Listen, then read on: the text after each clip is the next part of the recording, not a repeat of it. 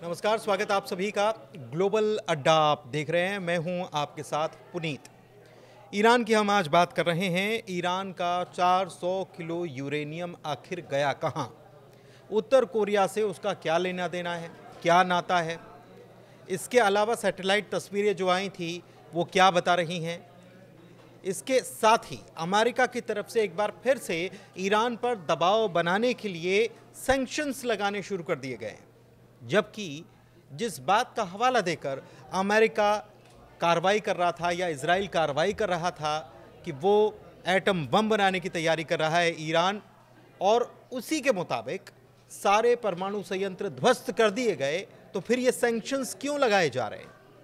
इसके पीछे क्या सब कुछ चल रहा है? दूसरी तरफ ईरान के विदेश मंत्री अब्बास अराक्ची की तरफ से जो बयान आया वो भी अपने आप में बड़ा सवाल खड़ा कर रहा है कि आखिर ईरान करने क्या जा रहा है। इन्हीं सब मसलों पर आज हम बात करने वाले हैं। मेरे सहयोगी अंकुर त्यागी जी मौजूद हैं मेरे साथ, सीधे उनके पास चलते हैं और सबसे पहले बात करते हैं अब्बास अराक्ची के बयान की। ईरान के विदेश मंत्री हैं और उन्होंने एनपीटी को लेकर एक बड़ा बयान दिया है। क्या कुछ कहा है समझते हैं, और क्यों कहा है ये भी समझते हैं। अंकुर जी। देखिए पुनीत, आपने जो बात कही कि अब्बास अराची ने जो बात कही है वो नई नहीं है, लेकिन इसका पीछे की कहानी क्या है? पीछे कहानी ये है कि ईरान अब कोई पंगा मोल नहीं लेना चाहता फ़िलहाल शॉर्ट टर्म के लिए। तो इसलिए उन्होंने ये कहा है कि भैया हम एनपीटी से बाहर नहीं जा रहे हैं, एनपीटी में रहेंगे, बट अंडरलाइन बात ये है कि ये प्रोग्राम चालू रहेगा। तो बॉटम लाइन ये है कि ईरान का न्यूक्लियर प्रोग्राम चालू रहेगा और दुनिया को दिखाने के लिए ईरान का ये है कि हम एनपीटी में रहेंगे। क्योंकि अगर ईरान ये कहता कि हम एनपीटी में नहीं रहेंगे तो फिर दुनिया के जितने भी मुल्क हैं, उसमें से खासतौर पर अमेरिका और इजराइल, उनको एक मौका मिल जाता फिर से ईरान पे हमला करने का या कुछ भी करने का।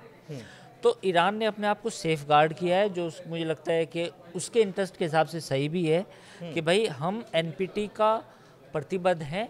बट जो एक यूरेनियम की जो थ्योरी सामने निकल के आ रही है कि 400 किलोग्राम यूरेनियम कहाँ गया, नॉर्थ कोरिया का क्या रोल है, जो आपने सवाल पूछा, तो ये बड़े सवाल है, ये बड़े अहम सवाल है। एक और चीज़ है कि ये एनपीटी का जिक्र तब भी आता है जब हाल में ईरान की संसद में एक प्रस्ताव या कहें कि कानून पारित कर दिया जाता है आईएईए को लेकर के, और उसके बाद अब्बास अराक्ची कहते हैं कि नहीं, हम एनपीटी में रहेंगे, परमाणु अप्रसार संधि का हम हिस्सा रहेंगे। ये दोनों चीज़ें, एक तरफ आईएईए से दूरी बनाना या जिस तरीके से ईरान की संसद ने वो पास किया, उसके बाद ये दुनिया में मैसेज गया कि एक विनाशकारी कदम की तरफ ईरान बढ़ रहा है, और दूसरी तरफ एनपीटी में रहने की बात कहना।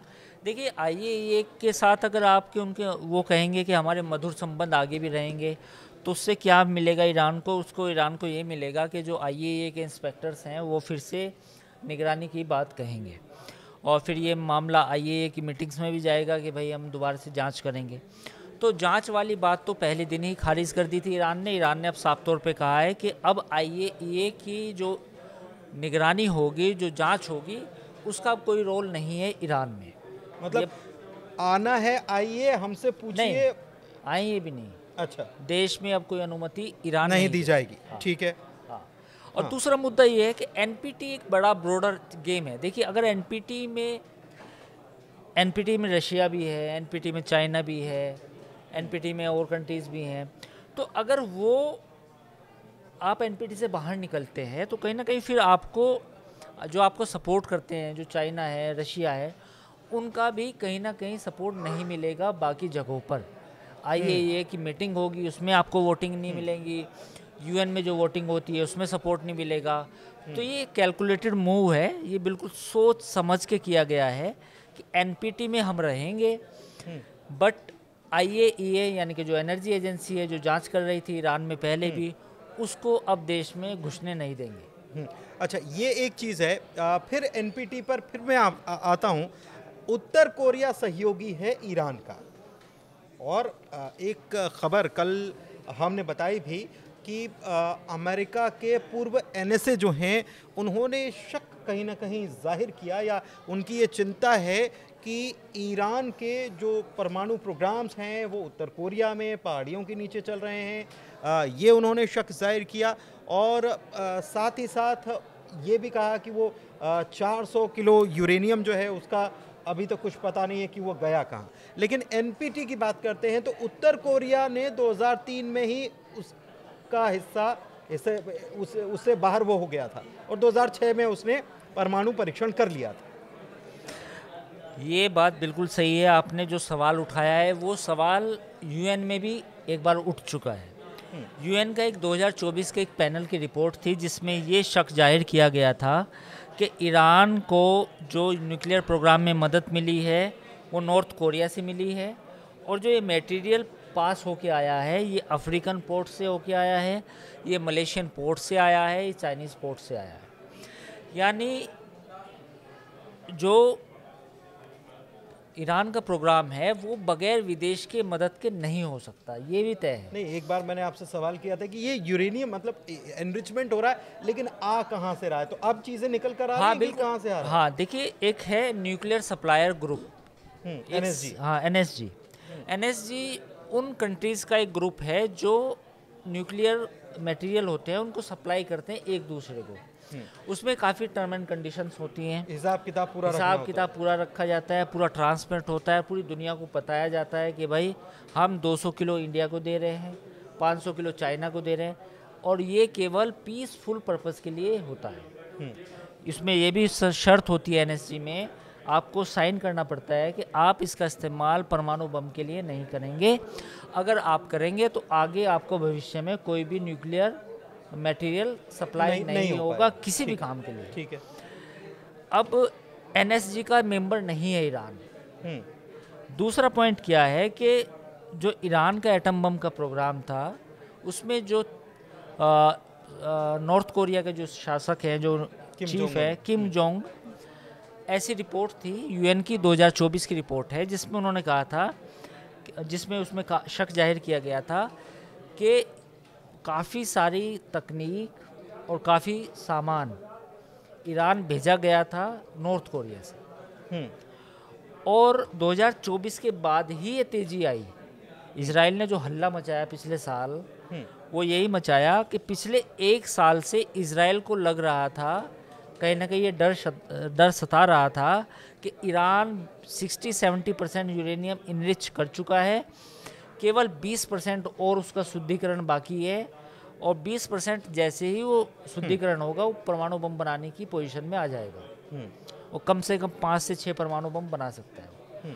तो इसी वजह से इजराइल ने फिर ये आरन फारन में अटैक किया। ठीक है। अच्छा, एक चीज़ और है कि अगर हम अमेरिका या इजराइल की बात को मान लें, जो वो कह रहे हैं कि हमने फोर्डो, नातांज और इस्फहान के ऊपर अटैक किया और सबको तबाह बर्बाद कर दिया, फिर अब अमेरिका फिर से सैंक्शंस लगाने की बात, या सैंक्शंस लगाना शुरू कर चुका है, ये क्यों कर रहा है?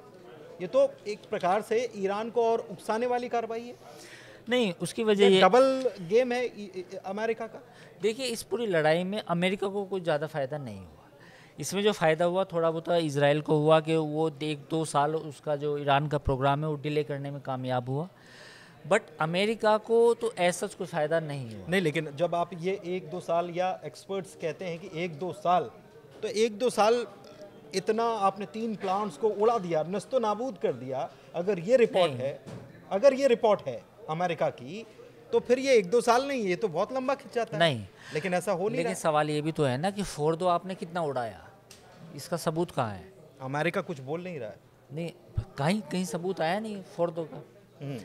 भाई, आप उनका जो सबसे बड़ा प्लांट था फोर्डो, वो उसका क्या हुआ? वो तो अंडरग्राउंड था, 200-300 मीटर था, उससे भी हो सकता है, कुछ लोग तो ज़्यादा बता रहे हैं, तो वहाँ तक तो गया नहीं बम। और ये रिपोर्ट भी आई कि वहाँ से यूरेनियम जो है वो पहले से ही शिफ्ट करा दिया गया था। हाँ, लेकिन कहाँ ये नहीं मालूम है। 400 किलो, करीब 16 या 20 ट्रक वहाँ पे खड़े हुए देखे गए थे, जो सैटेलाइट इमेज आई थी। और वो सैटेलाइट इमेज मैक्सटर एक कंपनी है अमेरिका की, उसने भी जारी की थी। करीब 16 से 20 ट्रक बाहर खड़े थे जब ये लड़ाई चल रही थी, तो उसी दौरान फिर वो शिफ्ट हुआ है वहाँ से। अब सवाल ये है जो पुनीत आपने पूछा कि 1-2 साल, मामला 1-2 साल का ही है, ज़्यादा नहीं है। अगर आप ये सोचें कि ईरान 5-6 साल पीछे चला गया या ईरान 15 साल पीछे चला गया, ऐसा कुछ नहीं है। गेम 1-2 साल का ही है। 1-2 साल के बाद परमाणु। तो अमेरिका और इजराइल इस बात को समझ रहे होंगे। तो ये जो सवाल आपने पूछा कि सैंक्शन क्यों लगाए, वो सैंक्शन अभी भी इसलिए लगाए कि अमेरिका को अभी भी डर है कि ईरान पर अगर सैंक्शन हटाए तो वो उसकी इकोनॉमी बेहतर होगी, उसके बाद पैसा आएगा और वो और तेज़ी से फिर से अपने आप को खड़ा करेगा। अच्छा, दूसरी तरफ उत्तर कोरिया की बात हम कर रहे थे, फिर से वापस वहीं पर आते हैं। तो उत्तर कोरिया किस तरीके से, क्या लगता है कि जो रिपोर्ट्स आई या पूर्व एनएसए जो हैं, अमेरिकी एनएसए, उन्होंने इस बात की चिंता जाहिर की कि वहाँ पर मदद ही नहीं कर रहा है, वहाँ पर बाकायदा उत्तर कोरिया में ईरान के प्लांट्स काम कर रहे हैं। हाँ, ये उनका दावा है। अब ये दावे की पुष्टि तो नहीं हो पाई है, लेकिन उनका बिल्कुल उनका कहना यही है कि जॉन बोल्टन कि ईरान में सॉरी माफ़ कीजिए, ये उत्तर कोरिया में ईरान का प्लांट है एक, उसका जिक्र उन्होंने अपनी रिपोर्ट में किया है। देखिए, प्लांट हो ना हो पुनीत, प्लांट कहीं भी हो सकता है। पॉइंट ये है कि अगर मैं टेक्नोलॉजी प्लस यूरेनियम अगर किसी कंट्री को सप्लाई करूँगा और वो उस लेवल तक का हो यूरेनियम की, बिल्कुल आपको वो बम बनाने के लिए बिल्कुल तैयार हो, तो बम आप बनाना फिर कोई मुश्किल काम नहीं है ना। तो प्लांट कहीं भी हो, लेकिन इस बात की आशंका इजराइल ने भी जताई, यूएन की एक रिपोर्ट में भी आई कि ईरान को जो सबसे ज़्यादा मदद मिली है वो नॉर्थ कोरिया से मिली है। नहीं, लेकिन देखिए, इसमें फिर दो सवाल है कि 400 किलो यूरेनियम पहुंचाना उत्तर कोरिया, ऐसा तो है नहीं कि पड़ोस में है, बॉर्डर क्रॉस करके पहुंचा दिया, वहाँ तक पहुंचाना ये अपने आप में मतलब एक बड़ा काम है। तो उसमें नाम 2-3 आए थे, खबर ना लगे, ये थोड़ा सा अजीब है। क्या ईरान दो तरीके से काम कर रहा है? एक तो अपने यहाँ खुद तैयार करे, और नहीं तो फिर उत्तर कोरिया से सहयोग लेके और वहीं पर तैयार कर लिया जाए। नहीं, अब जो आगे का रास्ता है वो ये है कि अगर ईरान अपना जो यूरेनियम है वो उसको दोबारा से तैयार करे, या फिर इस हमले के बाद, इस लड़ाई के बाद उत्तर कोरिया और ईरान आपस में हाथ मिला दें और उत्तर कोरिया, नॉर्थ कोरिया सीधे ही ईरान को सप्लाई कर दे यूरेनियम, बना बनाया मटेरियल, रेडीमेड। क्योंकि उत्तर कोरिया का कहना ये है, उसकी नैरेटिव ये है, डॉक्ट्रिन ये है कि हमारे पास एटम बम है, इसलिए अमेरिका ने हमारे ऊपर बम नहीं मारा। जिस दिन तुम्हारे पास हो जाएगा उस दिन अमेरिका तुम्हारे ऊपर भी अटैक नहीं करेगा। अच्छा, तो ये एस्केलेशन एक नए तरफ बढ़ सकता है क्या? उत्तर कोरिया की एंट्री हो जाती है, या फिर ये मतलब एक साइलेंस बनी रहेगी, और कितने दिनों तक बनी रहेगी, क्या लगता है? देखिए, ये जो अभी लड़ाई हुई, जंग हुई, ये ख़त्म नहीं हुई है। मिडिल ईस्ट में जो संकट है वो टला है, ख़त्म नहीं हुआ है। टला है, बिल्कुल ख़त्म नहीं हुआ है, और आने वाला वक्त बताएगा कि ये जो ट्रंप का नो वॉर करने की बात है कि सब जंग रुकवा दी, देखो मैंने जंग रुकवा दी, मैंने जंग रुकवा दी, ये नैरेटिव का हिसाब हिस्ट्री करेगी। मेरे हिसाब से अगर अमेरिका की इंटरेस्ट की मैं बात करूं तो अमेरिका ने जब ये लड़ाई छेड़ी थी तो उसे अच्छी तरह ख़त्म करता। पहली बात तो छेड़नी भी नहीं चाहिए थी, मैं तो यही कहूँगा। लेकिन अब ये आधा अधूरा दुश्मन को घायल करके छोड़ देना टाइप वाला मामला है। ईरान खुद को बिल्ड करेगा, ईरान अपने परमाणु हथियार फिर से बनाएगा, कोशिश करेगा। तो आप सैंक्शन लगाएं ना लगाएं, अमेरिका और ईरान के बीच में कोई डील नहीं हुई है, तो आपने डिले किया है, ख़त्म कुछ नहीं किया। तो डिले कितना, मतलब साल भर के लिए, 6 महीने के लिए, या 3 महीने के लिए? नहीं, मतलब ये इसी साल में एक बार फिर से यहाँ पर स्थिति बिगड़ सकती है? आपको लगता है अक्टूबर तक चीज़ें ठीक हो जाएंगी? नहीं, या बढ़ जाएंगी? नहीं, बढ़ने के नहीं, 1-2 साल तक तो कुछ नहीं होने वाला, 1 साल तक तो कुछ नहीं होने वाला। लेकिन वो जो थ्रेट आप मानते हो, पूरी दुनिया में एक नैरेटिव बनाते हो कि भाई ईरान से खतरा ये है कि उसके पास परमाणु बम है, परमाणु बम बना सकता है और वो फिर कहीं भी इस्तेमाल भी कर सकता है, तो वो जो बार बार खतरे की आप बात करते थे, वो खतरा टला है, ख़त्म नहीं हुआ। अगर ईरान 1 साल बाद परमाणु बम बनाने की पोजीशन में आएगा, तब आप क्या जवाब देंगे? ये इजराइल अमेरिका से सवाल है, तब आप क्या जवाब देंगे? क्या आपने हमले भी कर दिया, उसके बाद भी उसने परमाणु बम बना लिया? पॉइंट ये है।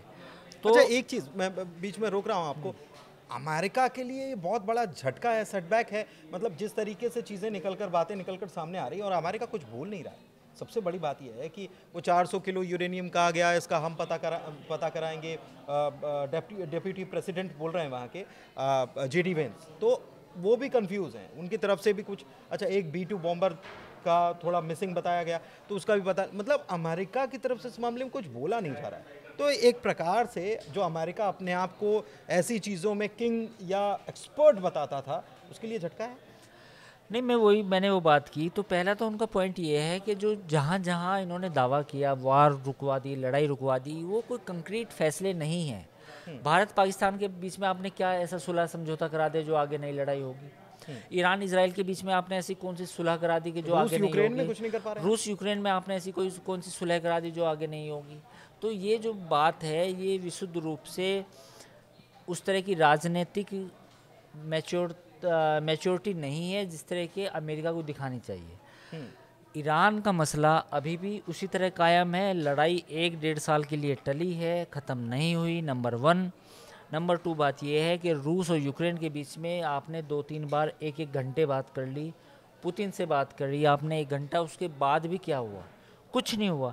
तो ये मसला जो है, अब ईरान का जो एटम प्लान है, मुझे लगता है कि ईरान अंदर से बल्कि और मजबूत हुआ होगा कि अब मुझे एटम बम बनाना ही होगा।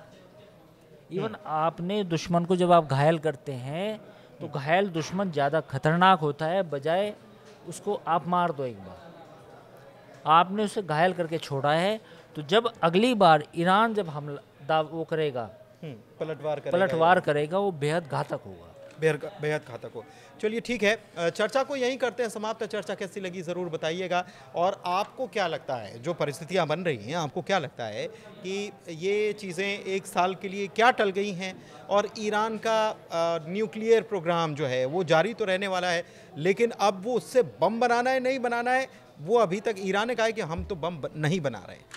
ये ईरान बार बार कहता नज़र आया है, लेकिन बात घूम फिर कर एक ही तरफ जाती है कि ईरान जो है वो परमाणु शक्ति बनने के लिए ये सब कुछ कर रहा है। अमेरिका का मुंह कैसा लगा आपको, कि अमेरिका क्या करने जा रहा है, और क्या उसकी चालबाजी अब ईरान समझ भी गया और उसमें फंसने नहीं वाला?